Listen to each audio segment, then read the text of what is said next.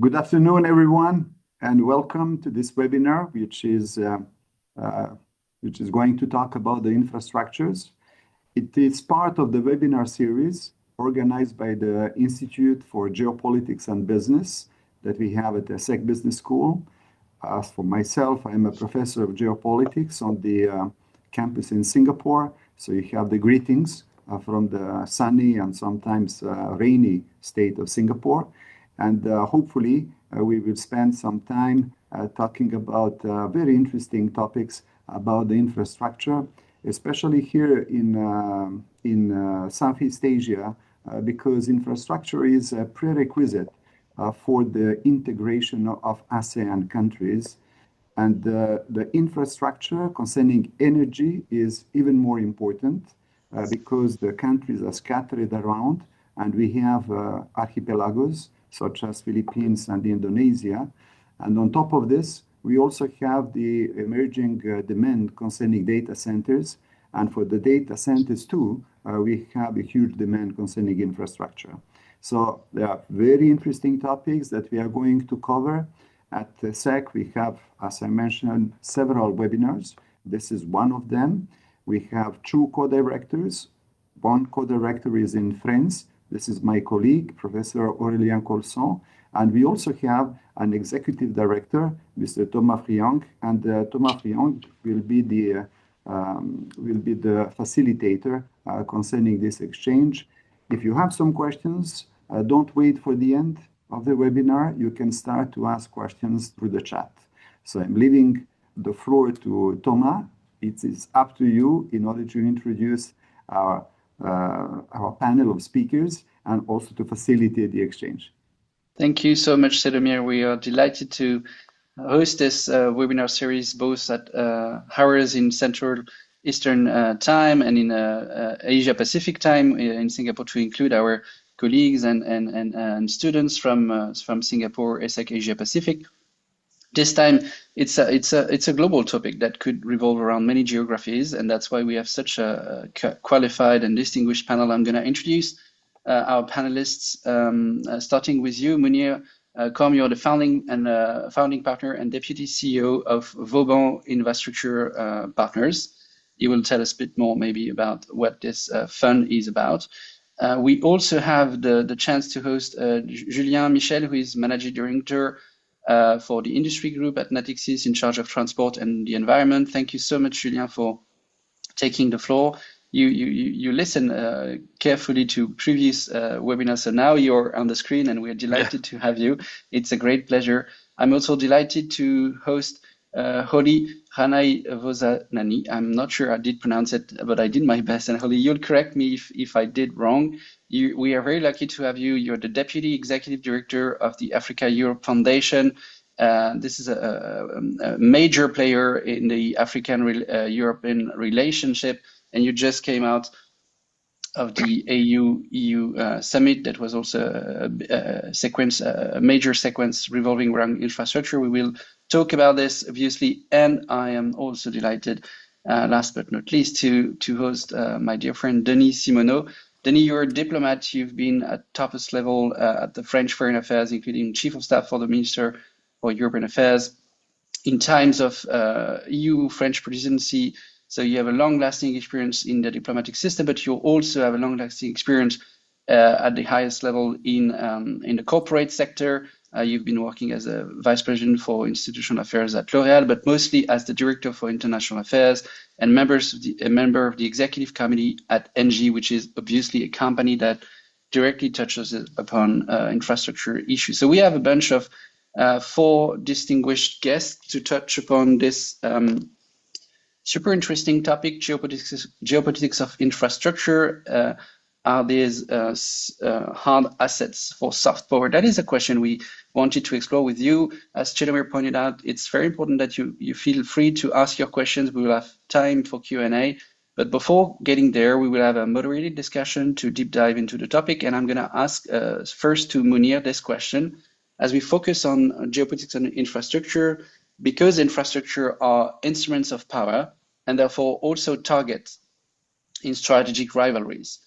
whether it's in Huawei being sidelined from telco infrastructure projects, or the forced takeover of the Panama Canal by the United States. There are many examples that illustrate this reality of geopolitics in infrastructures. So I'd like you to expand on those two cases as an entry point into the topic, as examples to expand, to understand where we stand in terms of space of geopolitics. Thank you, Thomas, and thank you for inviting me. I'm very glad to be here. I think it's very interesting, those examples, because we're used to see infrastructure as key enablers of economic growth, of power to some extent, but we see them as a tool to enhance economies and essential services. And what we see today, and what we've seen with those examples, and we see more and more, is a reality where infrastructure has become really geopolitical because they are point of vulnerabilities. I think that's the key thing we see in those examples. They were enabler to strategic power. When you see the growth of China and the power of China globally, you see that infrastructure was an enabler of strategic power for them. But we see today that for many countries, they are point of vulnerabilities. If you look specifically at those two examples, Huawei and digital infrastructure. It's interesting because it started all back in 2018 when the US imposed restrictions on Huawei and on US companies using Huawei as a supplier. At this point, we could still think it was about enhancing US-based companies. But then we saw Australia banning Huawei from any 5G networks. And then in 2020, the EU adopting the 5G toolbox, restricting high-risk vendors, and the UK doing so by 2027. And those are sovereignty-based decisions because we see telecom networks and telecom infrastructure and digital infrastructure as very important digital nervous system in our economies, and having rival powers getting equipments in it was seen as a potential important issue because that would give access to data being exchanged and would be a strategic point of vulnerabilities in terms of geopolitical confrontation and a point of influence. And when you talk about influence, I think the second example of the Panama Canal is quite relevant. I mean, for obvious reason, we all know canals were always very important points of geopolitical rivalries. Just remember the Suez Canal in the 20th century, but they are choke point of global trade, and so they are points of vulnerabilities. What's interesting in what happened in the past 2 years with the Panama Canal is that you had a very intense political pressure from the US government on a pure corporate discussion, because basically it was the largest infrastructure manager and largest asset manager in the world, BlackRock, being US, yes, but being initially only a private capital asset manager, trying to buy from a Hong Kong-based operator 26 ports globally, if I remember correctly.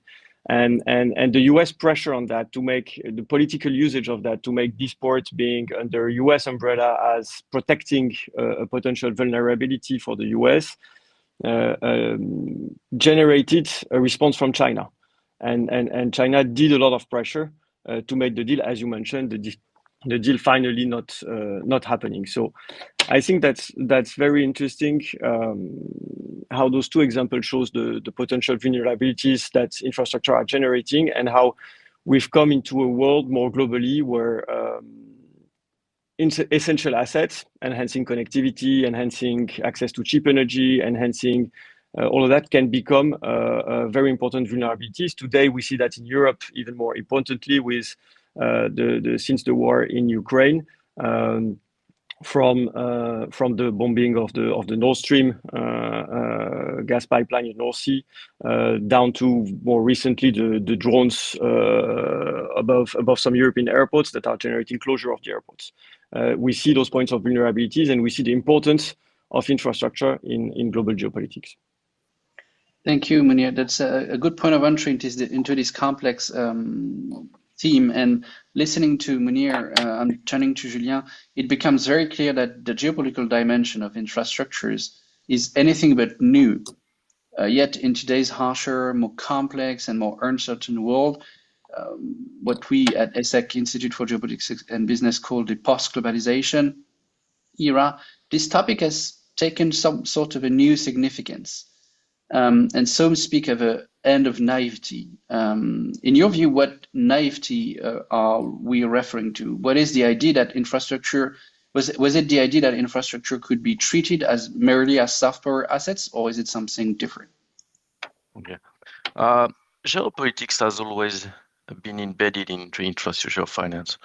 But for a long time, it was treated as an issue tied to specific asset or countries. One of my first transactions was the financing of Queen Ali Airport PPP in Jordan in 2009, a project that simply cannot be underwritten without a thorough analysis of the regional balance of power, security risk, and diplomatic alignment. What is new today is that this geopolitical lens is now just as necessary within Europe itself.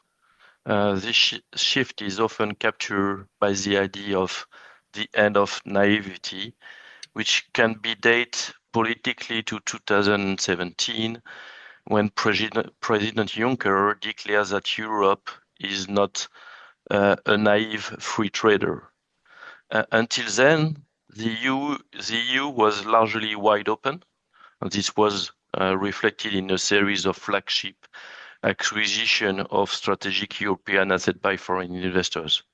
Well-known examples include the sale of 49% of Toulouse Airport to Casil Europe, a Chinese operator, the takeover of 51% of the port of Piraeus by COSCO in 2016, and the acquisition of stakes in European grid operators.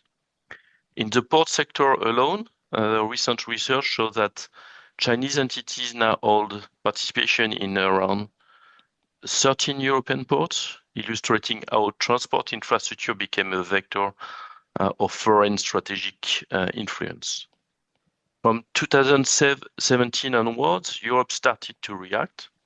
The EU moved to set up a progressively tightened foreign direct investment screening, and the new foreign direct investment screening regulation, currently under trilogue for 2025, will make an ex-ante review mandatory for foreign stakes in critical transport hubs.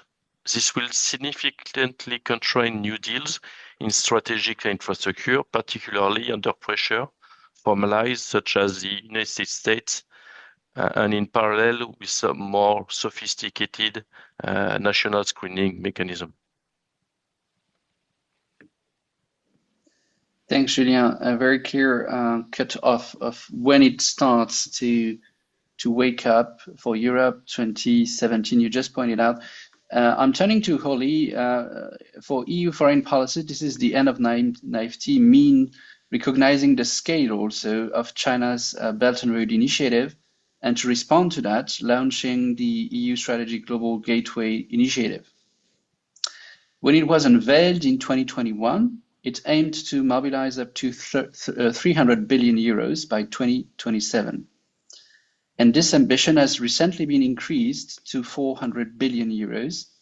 It's interesting to see the numbers changing. And my question is about this. What does this signal? Is it a more assertive Europe on infrastructure partnership that we see, or a Europe trying to catch up with other major powers? So thanks very much, Thomas, for the invitation, and good morning, everybody. I think just a couple of things. First is, I think there's definitely a greater recognition as infrastructure as a strategic importance. Of course, we mentioned already before with the previous speakers about the geopolitical weight, of course, of infrastructure. But I think now more than ever, as we've seen, of course, the shift about what's happening in the world, but as well the state, in particular, with the relationship with Africa, there is a great need to kind of shift the approach. So it's not anymore about a donor-recipient model. I think we have totally moved in what we call the co-design and co-investment. And this has been very much accelerated, of course, when we've seen, of course, a decrease in the official development assistance. I mean, it's been 10 years. We've seen a decrease of 10 points already. So that means that when we need to talk about Africa, about partnership, about what needs to happen, we need for Europe to have actually the added value. This is a very competitive environment. I think you mentioned, for instance, the Chinese, but you also have the Gulf countries, or you also have actually the US that have their own particularly strategy in terms of corridors and infrastructure. So that means for Europe, there's a need to engage differently. That means in particular, when we see on Africa, the needs in terms of infrastructure are quite huge. We can talk about up to 170 billion a year in terms of needs. And we need to remember that Europe today already provides up to 45% of that external infrastructure financing.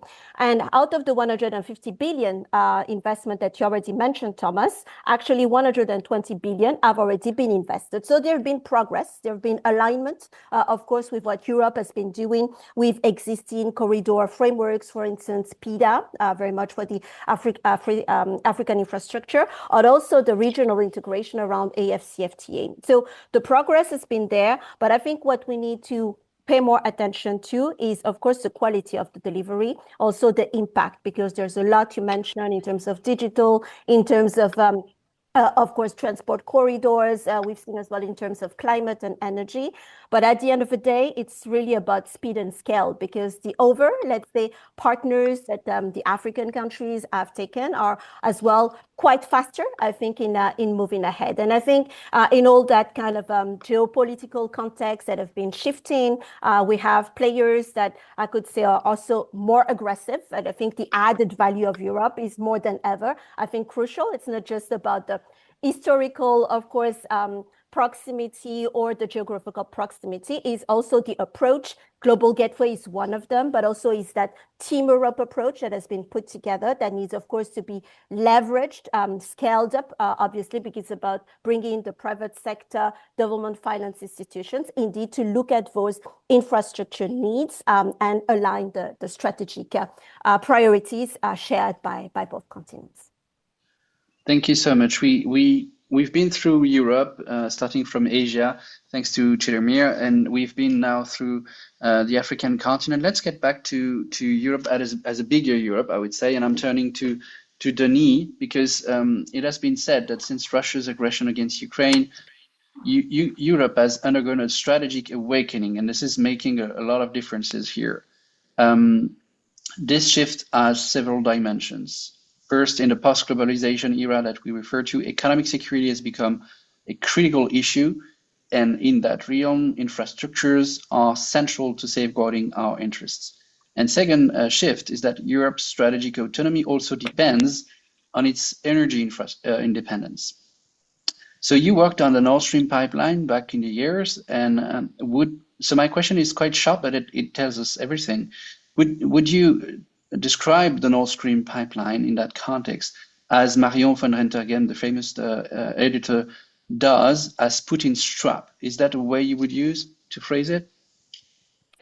Thank you, Thomas, and good morning to everyone.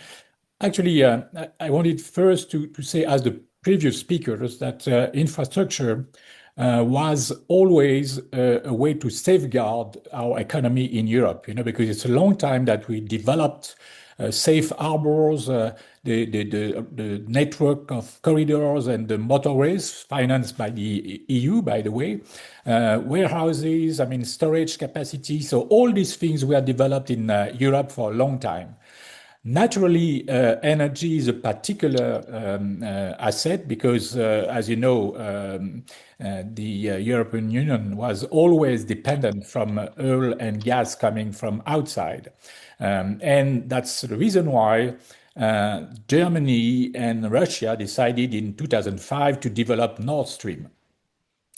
It's a long story about Nord Stream, but let me say that the reasoning behind the construction of this gas pipeline going directly from Russia to Germany was to, in a way, to compensate the fact that the production of North Sea, in particular in Scotland and the UK, and the production in the Netherlands, which was an onshore production, were in depletion. First point. Second, there was a bigger need of gas in northwestern Europe. meaning Germany, certainly, but also Netherlands, Belgium, France, and the UK, because of the development of a lot of I would say industries or even households which needed gas, and so there was a large increase from the beginning of the 2000 years in this part of Europe. The third reason was that it was a direct line directly from Russia to Germany, as I said. And so for this reason, the gas coming from Russia was less expensive. It was reliable because, the people working with Russia for years and years at that time were saying that Russia was always providing the gas that we needed through the two other gas pipelines, the Brotherhood pipeline, which was built in the 60s, and which is the bigger one, and then the Yamal gas pipeline, which was built in 1997, and which is going through Belarus and Poland. Anyway, the fact was that really there was an economic reasoning behind the fact that we developed Nord Stream 1. At the time, and as I said, Putin was very frequentable and Russia an economic partner. But it needed some geopolitical actions, certainly, because at the beginning, the countries around the Baltic Sea, like Finland, Sweden, and also the Baltic countries and Denmark were very reluctant for this new pipeline, because they were explaining that there were some, let's say, environmental problems, that there was some risk because of the possible bombs of the Second World War in this part of the Baltic Sea, and that the reason why we had to convince them, to accept Nord Stream 1. So the German diplomacy was very active, but also the Dutch diplomacy. And the French diplomacy was not so supportive.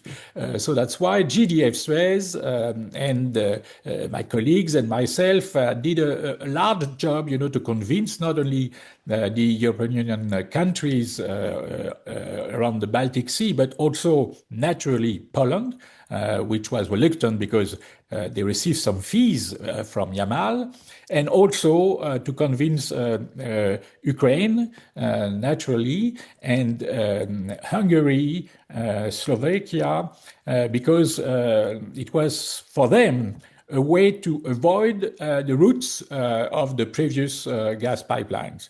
But we explained that it was not at all the reasoning. The reasoning was really to increase the fact that we needed more gas and less expensive as possible. And so I personally traveled to a lot of those countries. I met some people from Naftogaz. I met some people from the different ministries.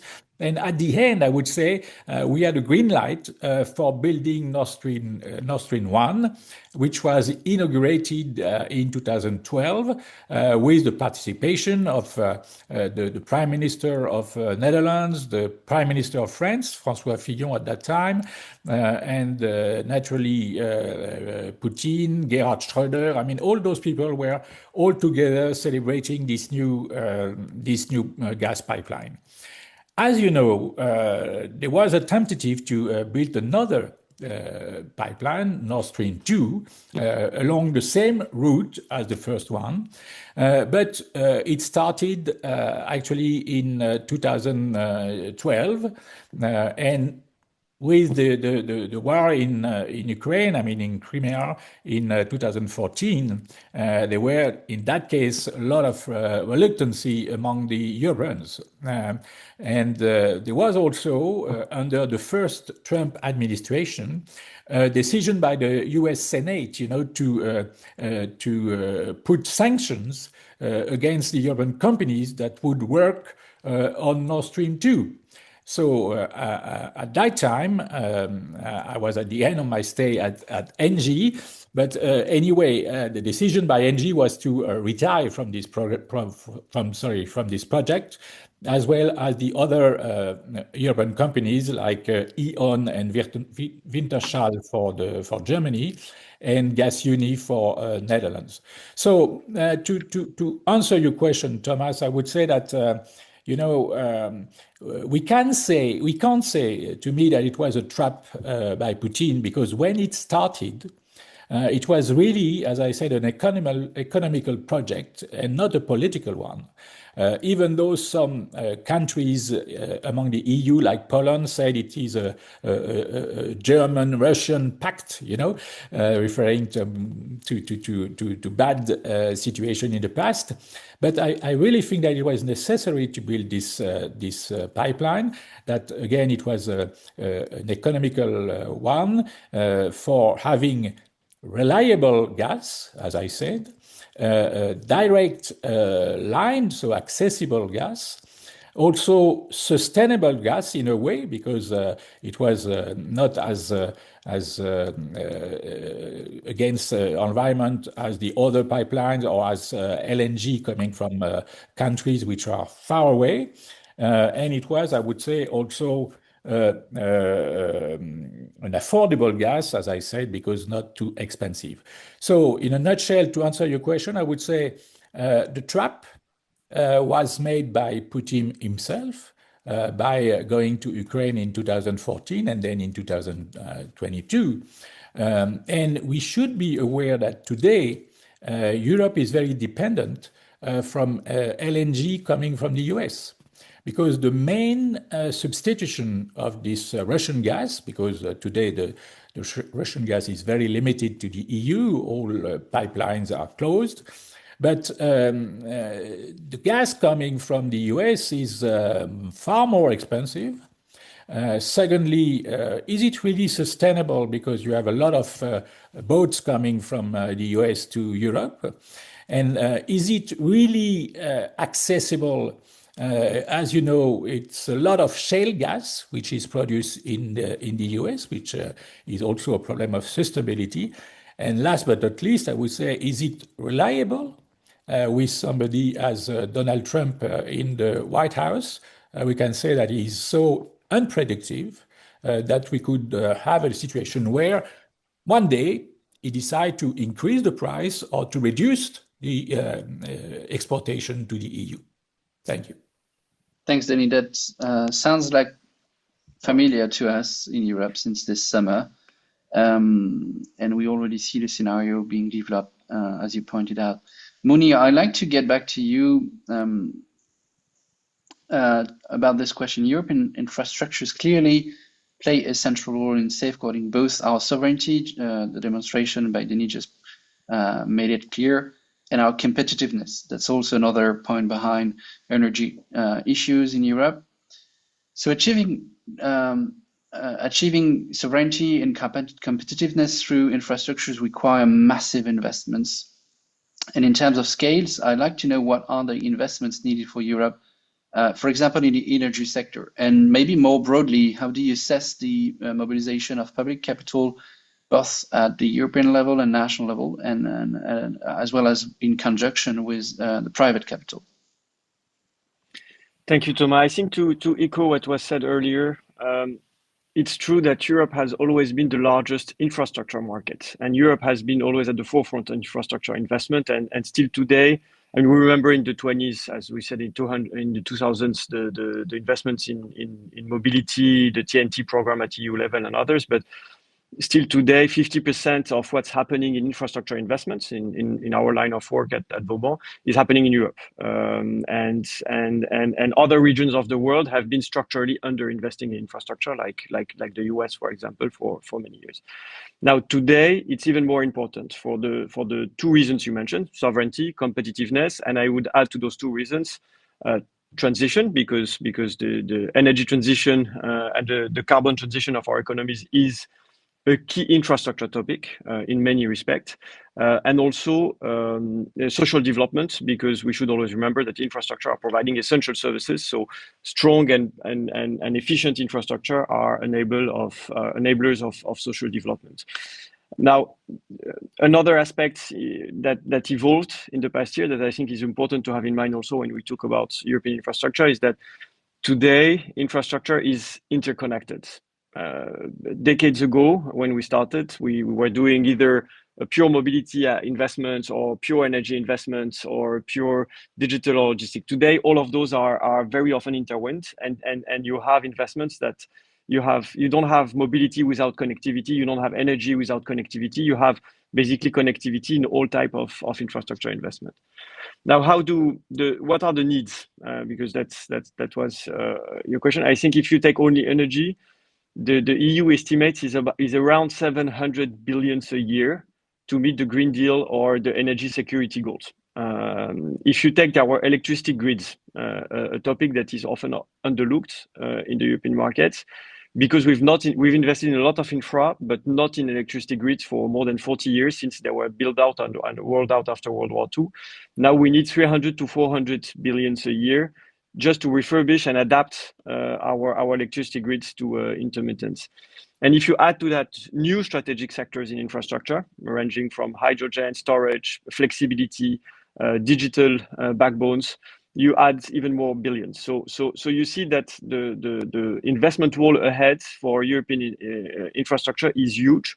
And actually, we've not faced such an investment need since post-World War II, I think.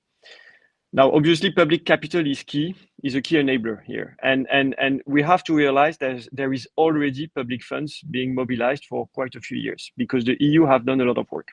And I pity the fact that it's not often put forward to the public. But if you look at the Recovery and Resilience Facility, if you look at Repower EU Plan, Invest EU, Connecting Europe Facility, you have a lot of programs that are supporting the enhancement of European infrastructure. On top of that, you have some national plans because today it has become a political topic. So you can see that typically Germany is announcing a 100 billion euro plan to infrastructure, which is quite unique because Germany was like the US underinvesting in infrastructure for decades. Now, those public programs, they cover a good chunk. They are enabler, they are multiplier effects, but they only cover 20% of the needs we evoke. So there's a big gap, and that's where private capital is actually not an option, but is the way forward. Now, the role of private capital here, I think, is get to scale and get execution done. Get to scale, I think it's important to see that what is private capital? Private capital is the savings of Europeans and the savings globally of everyone in the world. What we are doing at Vauban is mobilizing long-term savings from people around the globe and investing them in infrastructure. And channeling long-term savings into long-term projects as infrastructure is a very powerful tool for long-term development, economic development of our economies, but also of long-term financial performance for the savings. And if you look only at European institutional investors, not mentioning Asian or Northern American one, you have more than 12 trillion euros of savings that are available.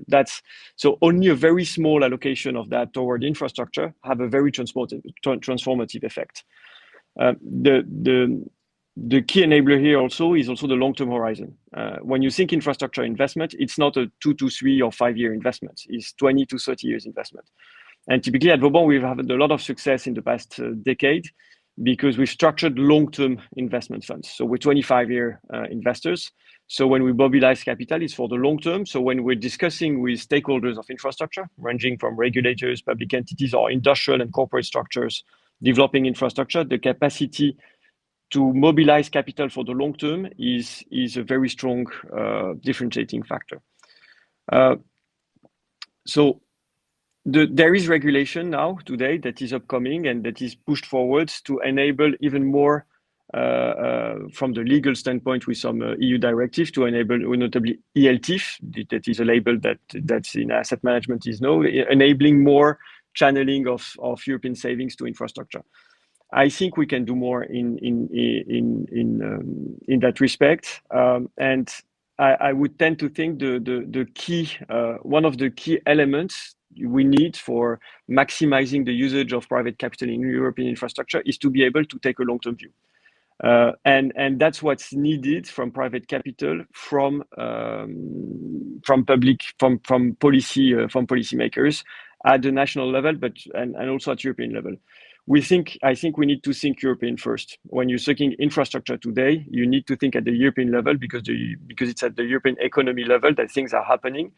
We need to think the digital connectivity, energy, and transport at European level. If you remember when there was the shutdown in Spain, in the electricity grids of Spain last year, for one moment of time, we've seen electricity prices by country. And we have seen big spreads and notably negative pricing in France and very high prices in Germany. If we think nationally like that, we will induce national behavior on infrastructure that will be inefficient. So we need to think more at European level infrastructure to enable more European integration and reinforce our vulnerability points that we were mentioning at the beginning. The second point is to be able to have programs that last for long. And for that, we need to take infrastructure programming and planification, which is a big word, outside of a short-term political cycle. That's when infrastructure is working well. It's when you are able to design a plan for the next 20 years. To some extent, that's how the Chinese have done it. And when you see the investments in infrastructure they've done for 20 years, when you see the level of their industry, it's thanks to long-term planning. And we need to take these parts of the things to have more long-term planning. And that's what typically the Draghi report is all about. And we need to do more on that point, take out of short political cycles, take it at the European level and take a long-term view. To give you a concrete example of things that work with long-term view I always like to take this example. In France, we've done one thing correctly in the past years. It's the Plan France Très Haut Débit, which was a plan to implement fiber to the home in rural areas in France. It's a plan that lasted for 10 years across different political cycles, whereby you had subsidies locally to have concession tenders. It was a proper infrastructure planning launched by public entities, funded by private capital. And today, France is very well in advance in fiber connectivity in rural areas. That's a way to make it efficient. We can do that in many respects, from renewable district heating to intermodal platform to increase modal shift of rail. There's plenty of sectors where we can do that, but we need a strong impulsion outside of political instability that we're living today and at a European level. Thank you. It is very important for us indeed to articulate those reflections, not only at geopolitical level, but as a political level. It's very relevant to point this out. Moving to Julien, you made it clear that infrastructure financing, and Mounir just also developed it, infrastructure and financing is itself a geopolitical issue. And this makes it essential to consider how the Bretton Woods institutions are today evolving since Donald Trump's re-election, given their central role in financing large infrastructures and the core place of U.S. foreign policy within the capital of those institutions. What shifts has occurred since then, and what are the opportunities to create from there, and what are opportunities for other powers to leverage on this situation? Okay, thanks, Cédomir. So the global development system has fundamentally shift. As historian Adam Tooze recently argued in the Foreign Policy magazine, I don't know if you saw the cover. It was a cover called "The End of Development." The era of neutral SDG-driven consensus is over, revealing development as a contest for power rather than universal values. With President Trump returns, Bretton Woods institutions like the World Bank are realigning towards US strategic priorities, energy security, critical minerals, and infrastructure. abandoning the fragile climate and SDG-centric framework built since 2015. So emerging market now face explicit geopolitical conditionality on major package, from ports and pipeline to digital networks, as donor prioritize alliance over depoliticize aid. So the Europe's Global Gateway offers a compelling alternative with high quality depolitized infrastructures that emphasize domestic resource mobilization, local ownership, and sustainable financing. This approach not only differentiates Europe from great power rivals, don't need to mention China here, but also builds lasting partnerships by empowering the recipient countries to assert their own agency in a multipolar world. So I think, opportunities are great for Europe to invest in the vacuum of the US retreating for this development and to position itself in a more sustainable development financing player. Thanks, Julien. And you just you reconnected again financing infrastructure with ODA that Oli just earlier on touched upon. So I'm turning back to you, Oli, as the European Union, African Union summit just took place in Luanda. And once again, leaders stressed the importance of continent-to-continent cooperation, specifically on financing sustainable infrastructures. In the fierce competition that we just described to shape Africa's economic corridors, for example, through major energy, telecommunications, and transport networks connected to global markets, how do you assess Europe's strategic position that Julien just described as very positively?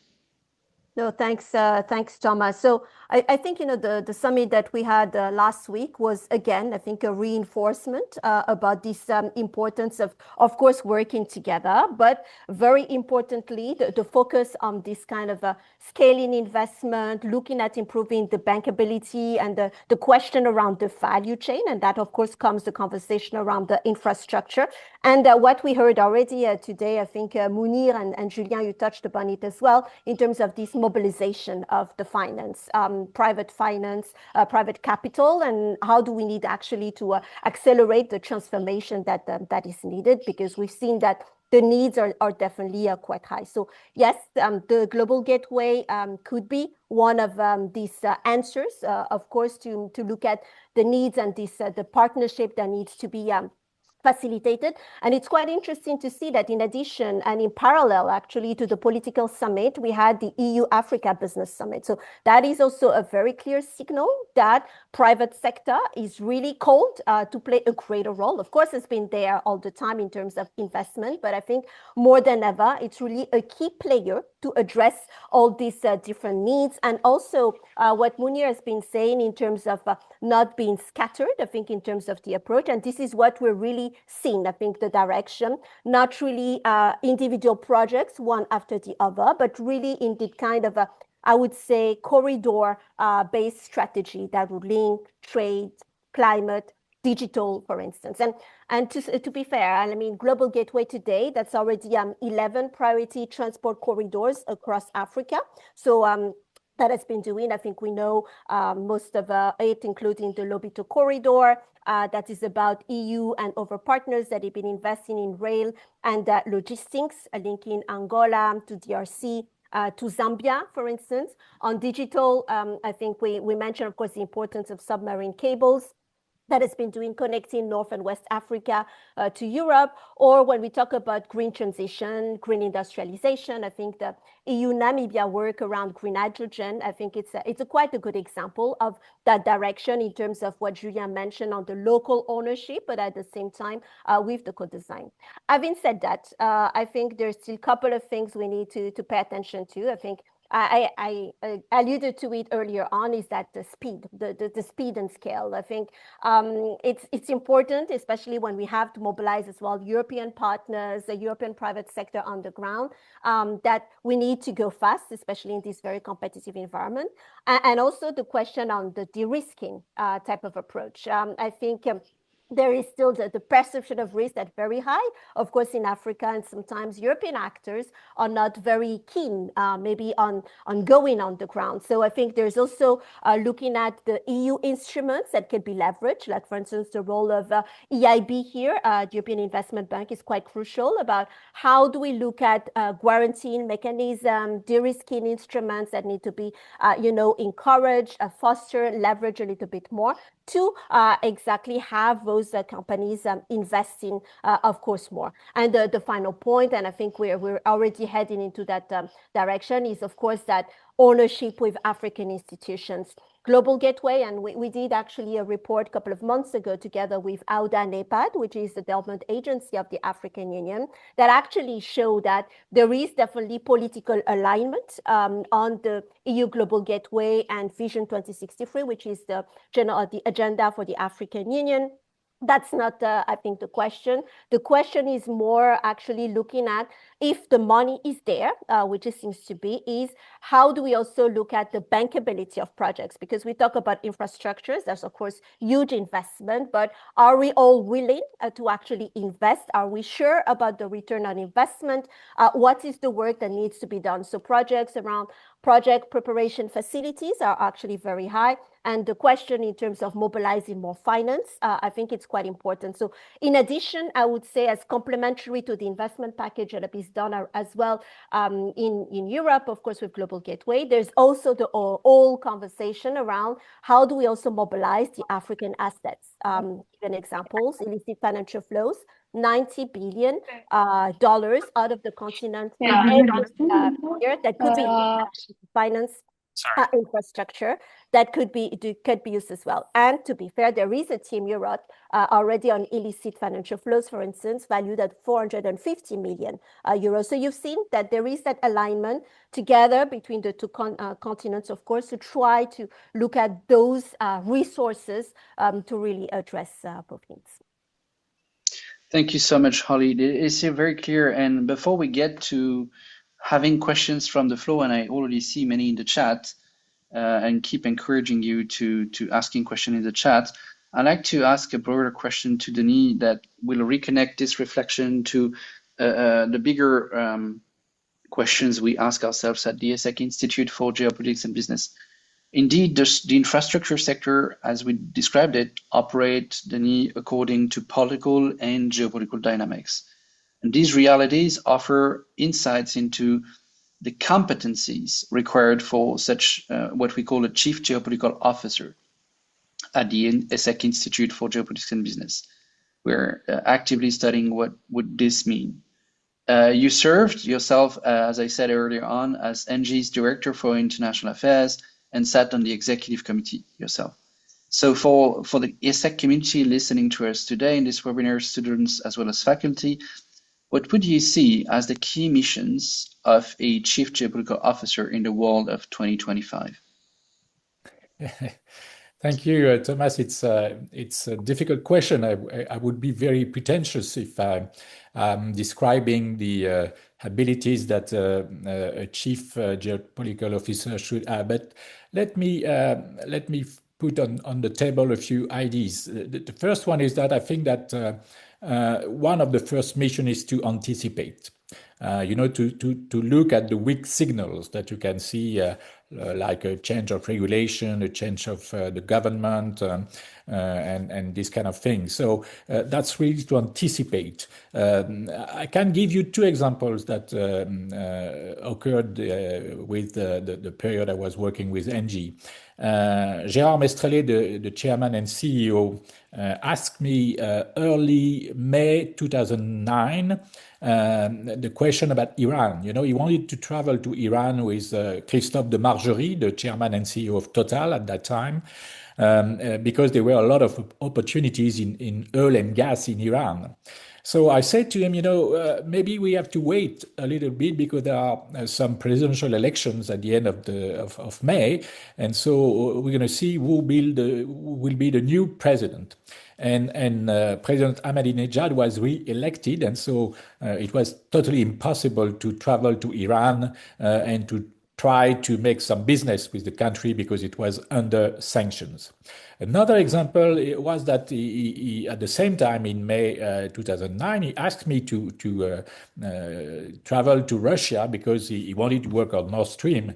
And he had a meeting with Miller, the chairman of Gazprom. And he was very angry because Miller was not available. And I said to him, I was very naive at that time, and I said to him, it's not Miller who decides on energy in Russia, that's Putin. And so he said to me, oh, okay, can you organize a meeting with Putin? And so that's what we did. But it was a way, to anticipate what we wanted to do as a business with Russia at that time. Another example, if I can tell you about the Arab Spring, in 2011, because Engie was present from Morocco to Lebanon and in the Gulf. And so we didn't know how this situation will evolve. Some people were saying, it's a problem in Tunisia and it will not be a big problem in the other countries. Others were saying it could be a disaster, including in the Gulf, because as you remember, Bahrain, for instance, was quite under this same demonstration movement. And that's why we need to have the point of view of several actors or several personalities. For instance, we invited Hubert Védrine, we invited Gilles Kepel, we invited a few other faculty members, to tell us what was their feeling about what was occurring in these countries. So I think that anticipation is key, and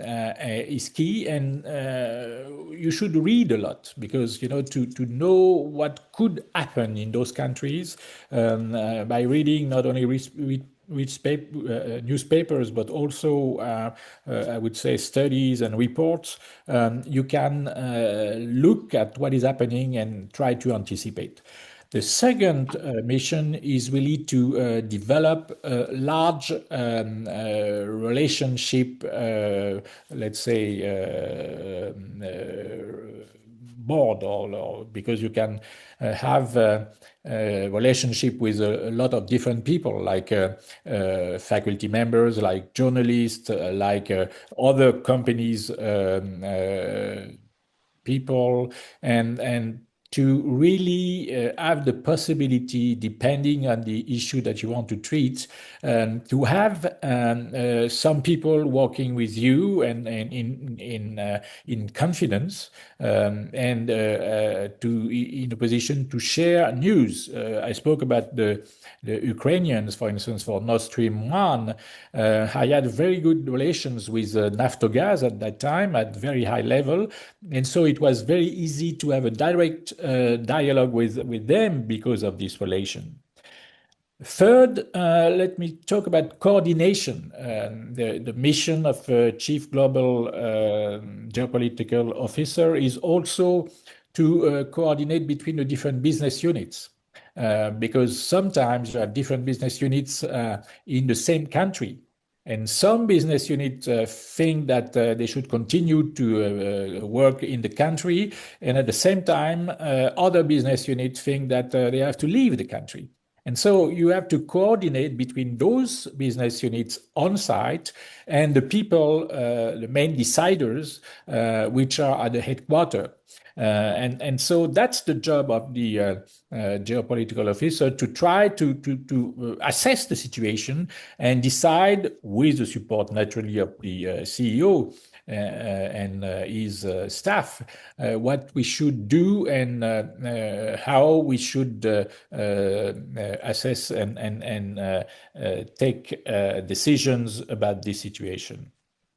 last action is probably to precisely be part of the decision, because I always say that if you are a geopolitical analyst in the company, without the capacity to intervene on the decisions, it's not very interesting, And so that's why you should really active towards a lot of different actors,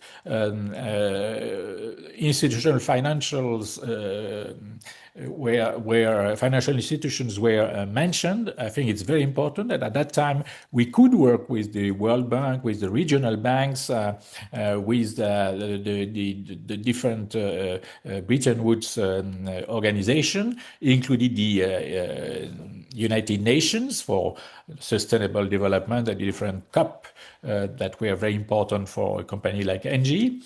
But we should work naturally with the European Union, because European Union has a lot of financing capacities, as it was said before, and can support as well the projects. As I said, on Nord Stream, again, the EU was balanced between some in favor and some against.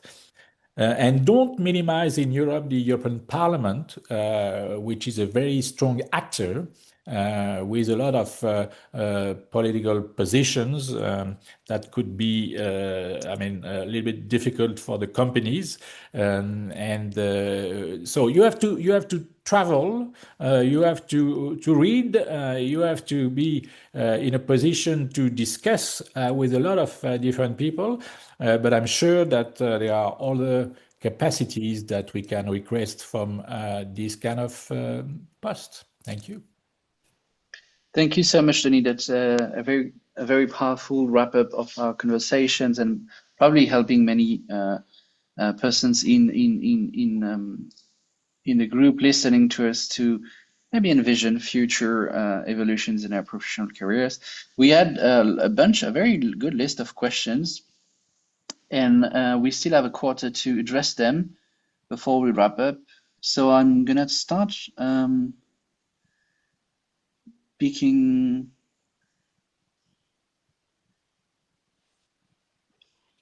maybe one very interesting question, very naive but very straightforward and a sharp question that was asked by Reda, and I'd like to turn it to Mounir and Julien at the same time. The question from Reda is as follows: when it comes to such projects with a lot of political challenges, how do you, as investors and bankers, take those political challenges into account when preparing a deal? I think it's an excellent question. If I may start, it's part of what we call our due diligence process, and it starts from the very early stage. And it's true that very often when you're younger and you start in the business, you deep dive into Excel spreadsheets and into papers to understand if financials are working and if the technical aspects are working. And the reality is that sometimes just a basic Google search, well, today you'd say a ChatGPT request, but just a quick search makes you have a very quick risk assessment on an asset. And infrastructure are essential assets. So yes, political risk is the primary one, actually. So it's the primary risk you should assess. And stakeholder alignment, what we call stakeholder alignment, for example, at Vauban, we do a stakeholder mapping for every single asset we invest, and we make a review to see if stakeholders are satisfied with the assets or satisfied with the project to develop the asset. Because when you have non-satisfaction or opposition to an infrastructure project, that's where you're getting risk. So stakeholder alignment is very important, and then obviously geopolitical risk is very important, and it's important from the way you assess the transaction up and the way you do the transaction.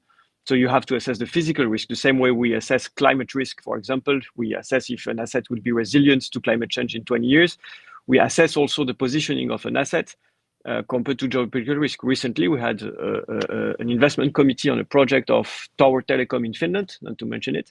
And we assessed and we discussed the risk in relation to Russia of owning towers in Finland, tower telecom. So yes, we do review that and we do assess those kind of risk. And it goes down the line our work, because when we also have investors that are giving us their money to invest, which is savings from their country. So when I travel to South Korea and discuss with South Korean clients, and they ask me, are you investing in Eastern Europe? Their question behind that is, are you taking a risk of war with Russia? So yes, geopolitical risk is embedded in what we do, and we have to assess it. We have to have views on it. And we're taking decisions based on our risk assessment and the mitigation we can put on risks. Thank you, Mounir. Julien, would like to comment on this? Yeah, and it's also diversification, because at the end, not all of the risk can be eliminated. So you need to work on many projects at the same time in order to not put all eggs in the same basket, if I may say, because in the past we had some major project that at cancellation post signing of the financing. Is something that happens either by elections or change of mind at the grantor level. So you need to diversify, not to be too much exposed to this major change. Thank you. Thank you both for tackling the question of Reda. I'm looking at another question that revolves around Southeast Asia, but I'm not confident that many of the speakers are having investments in that region. Maybe Cédomir could himself provide some answers. So I'm asking this question from Alexander anyway, especially looking at Southeast Asia, where investments needs are the most important. Can infrastructure investments and development expertise be attracted to these countries only thanks to policies? So the role of policy attractiveness is here question. And the revert question is, do these countries always need to be more involved, such in PPP, investment plans, and to ask for efforts from more developed countries? They refer to blended finance and partnership like in Kazakhstan. That's Alexander's take. Is there anyone willing to tackle this one? Maybe Cédomir, if you have insights on Southeast Asia attractivity. Concerning Southeast Asia, this is a long-lasting question that we have here about the integration, not only concerning electricity, but also digital integration that we have there. So obviously we have physical problems because we have islands, so it is not a continuous territory. And when, for instance, they are talking about the integration of the electricity grid, it will be from the continental point of view when we have Thailand, Laos, Malaysia, Singapore, and it is difficult to go to Indonesia or from the Philippines to Borneo and from Borneo to Indonesia too. So there's problems that we can have, but the ASEAN countries, they already started to do this. In the region, we have, like in Africa, we have the Asian Development Bank. So this is the job of the Asian Development Bank also to be a partner for this kind of initiatives. We have wealthy countries such as Singapore, but we also have countries which are not so wealthy, and we also have countries that have some, I would say, geopolitical problems such as Myanmar, but also problems between the ASEAN countries, such as between Cambodia and Thailand recently. So it means that there is a need, definitely, in order to have more and more infrastructure projects for ASEAN. But because of the physical obstacles, but also because of the security problems that they can have, it has not been realized very much. But there are big hopes for the future. Thank you so much, Cédomir. We had another interesting question that was brought by Stéphane, and I guess this could actually be turned to all of the speakers. So I'm reading it. We've touched on energy infrastructure and the pressure weighing on the European economy. And the question is, what is our view on the resilience of the European industrial base and on strategies to bring this infrastructure back to Europe to reduce supply chain pressure especially in today's challenging environment. And there is a related question: how can we achieve coherence between developing an economic infrastructure in Europe and the fact that many of the key materials, especially rare earths and critical minerals, are produced far from the continent?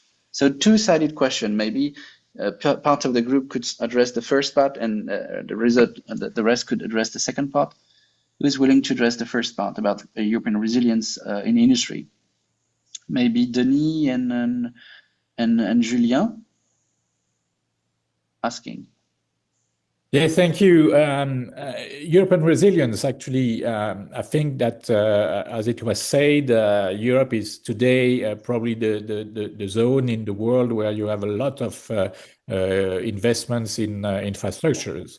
And it's not only because the countries are aware of the necessity of develop these capacities, but it's also because we benefit from the European Union. To me, the fact that the European Union has developed some very interesting ways of financing infrastructure, the fact that the European Union has developed the new financing possibilities through the EU initiative, which was taken after the COVID, you know. And the fact is that even now, if we look at the debate on defense, it's interesting to see that the Commission is proposing to have the capacity for the different member states to borrow some money. And that's something which is quite new, because for a long time, as you know, some countries like Germany were opposed to such a possibility. There are still some reluctancy, but I think that definitely it will give the opportunity to the European Union to stay as an important actor. And I totally disagree with the people saying that, you know, Europe has disappeared and now we have two actors, USA and China. To me, that's not the reality. That's not what is happening today. And I'm pretty confident that we will maintain this resiliency. And as far as some minerals and rare earths are concerned, this is naturally a problem. But I think that today the EU is looking at that very precisely. I think it will be a topic that Emmanuel Macron will raise in China during his trip, but it's not only the only one who is talking about that to the countries involved in that production. Thank you. Thanks. Around the resilience part of the question, would you like Julien to also take over? Yeah, I think we have some success. So I think there is a place in France where a lot of battery factories are emerging, notably in the north of France, because it is close to cheap energy, nuclear plant, and of course there is some difficulties, but it will be solved soon. Europe has a lot of strengths, a lot of ways to compete. We have the skills, we have the industrial base, we have a lot of players in different sectors that are leaders. Airbus is a great success, but you also have a great producer of trains. We are leading on that. So Europe has a lot of ways to compete and to have to rebuild its industrial base, and to complement on the critical minerals. There is a lot of initiative currently in this field. Just to mention the French critical metal funds that are currently fundraising. They're following the VARA's report, and there is We have a lot of capacity in this field, I think, in Europe too, but we need clarity on electricity price on the long term. This is something that is highly critical for these industrials. Thank you, Julien. As for critical minerals, we had a webinar on the 2nd of July, and you will find on our website many interviews related around this very interesting topic. But I'd like to deep dive here too on this issue of coherence between our economic infrastructure development or reinvestment and the need or dependency on critical minerals, especially rare materials, rare earths. Mounir and Holly, would you like to address this question? Maybe Holly first, and then Mounir. Yeah, just to think briefly on the critical minerals. We actually call it transition minerals because I think there's always a question critical to who. I think that we hear from some of the partners. I think we cannot really ignore Africa. Africa now has 30% of the world critical minerals reserves. So when we talk about cobalt, graphite, or the likes that are needed, of course, for the industrialization. So I think it's very much trying to see the balance because it cannot be just on extraction only. It has to look at the local added value addition. And I think we are heading as well towards that conversation between Africa and Europe to look at the model where actually, of course, we would have European companies that would work, of course, on the ground. We'll look at as well the question around capacity building, because I think for the time being, we very much look at the small mining practices that we have in Africa. So that's something to look upon. And of course, we need to take into account the ecosystem already, because we know that the Chinese, the Canadians, the Australians have been there as well for quite a long time. So there's a whole, I think, approach that needs to be, of course, strengthened around that. But I think we cannot just ignore, I think, one of the biggest providers of this in the world. And if I may, Thomas, coming back quickly on the questions around, the model of partnership and the PPP, I just want to bring to, as an example, I think the model with Mission 300. Mission 300 is an initiative that was launched basically by the World Bank, the African Development Bank, the Rockefeller Foundation, and other partners to kind of connect 300 million Africans. And I'm taking this model. You've seen that it's not very much anymore in terms of aid or just in terms of blended capital. It's actually a mix. You have also philanthropies kind of involved. And I think we've seen more and more of these models as well on specific areas that have been developed when in terms of partnerships. So it's actually mixing a little bit the mechanism, because at the end of the day, I think we need to focus more on the impact, the outcomes that we want to see, and how, of course, that can be blended as well with existing initiative rather than have different scattered ones. And I think we see more and more on that, and it's worth flagging, I think, this one. Thanks. Thank you so much, Holly. Mounir, you would like to have the last word on this critical mineral question? Critical question too. Yeah, thank you, Thomas. Yes, I think it's a key question. If you look at the situation bluntly today, it's quite dark. It's quite negative because the critical minerals are, and the refinement is like 80% in some way owned by China, and that makes a huge geopolitical power for them and vulnerability for others. But I think it's and we need to think the whole supply chain, because the reality is that it's ranging from critical minerals up to producing high quality batteries and being innovative on the key transition technologies. And we see that China is overperforming across the chain today.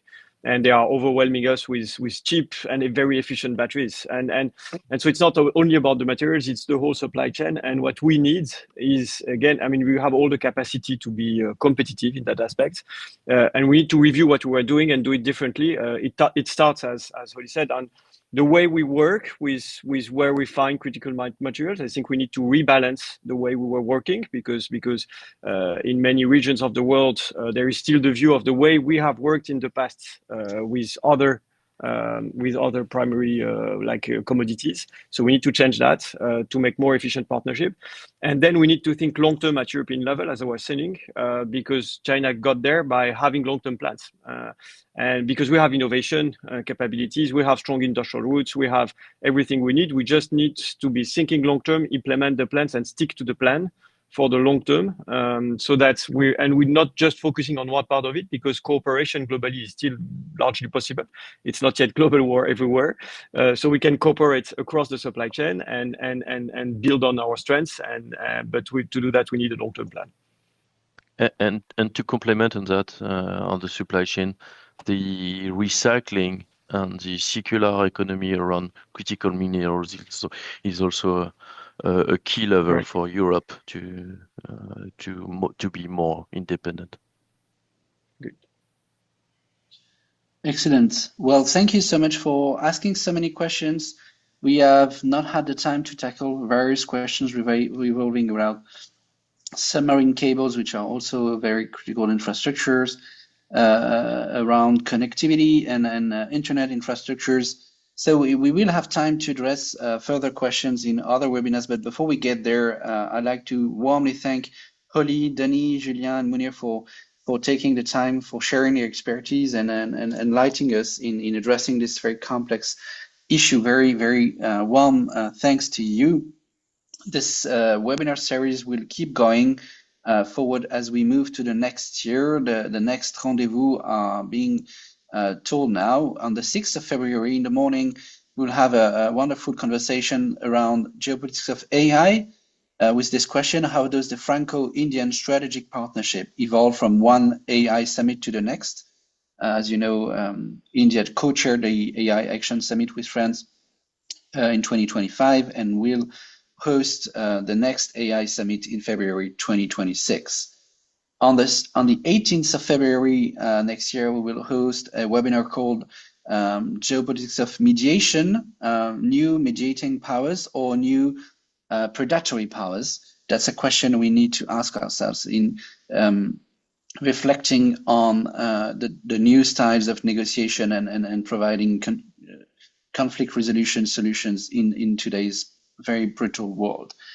On the 11th of March, we will have a webinar that will interest a lot of our friends reflecting on Europe and geopolitics of the European cohesion and the history of funding cohesion and bringing geopolitical resilience to Europe. That also was questioned in various questions we could not tackle today.